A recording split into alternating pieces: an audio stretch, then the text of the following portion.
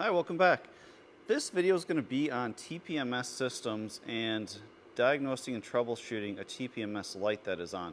Now this is a 2011 Subaru Forester. It has a flashing TPMS light, and when you look that up in the owner's manual, it indicates that there is an issue with the TPMS system. So let me walk you through what it's like to figure out what is going on with this. So I'll show you what the light looks like first. When you do a key forward test,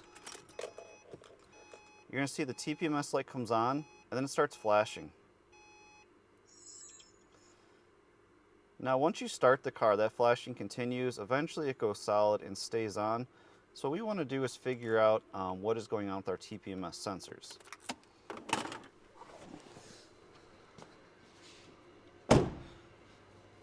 So we're going to grab the TPMS Scan Tool here, and we're just going to do an initial sensor test and see if we can detect a sensor at each wheel.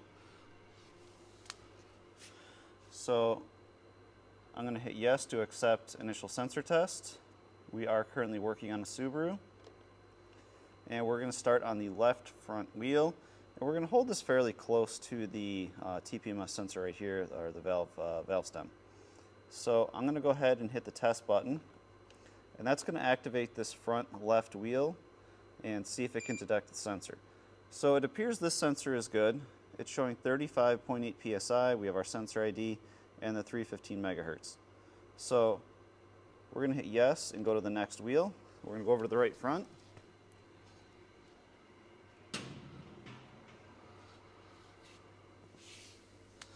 Going to repeat the process. Hold the TPMS tool fairly close to the valve stem here, and we're going to go ahead and hit test. So it's triggering the sensor, trying to activate it.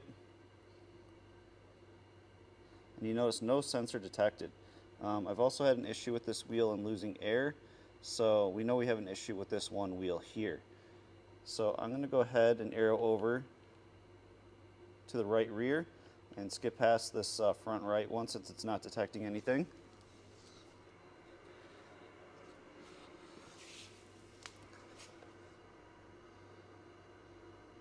Again, I'm going to hit test, holding the TPMS tool by the valve stem.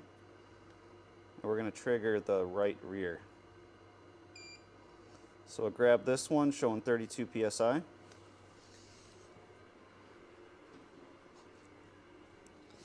now we'll go to our last wheel.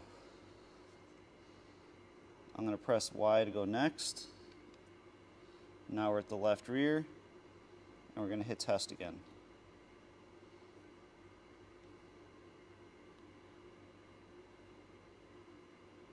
You notice this one's not grabbing either. Now the last time I checked it, it was able to pick it up. This time around it's not. It tells me I got a weak battery on this one. I've noticed they've been intermittent. Sometimes I can pick them up, sometimes I can't. Given the age of this vehicle, we're going to go ahead and start replacing sensors.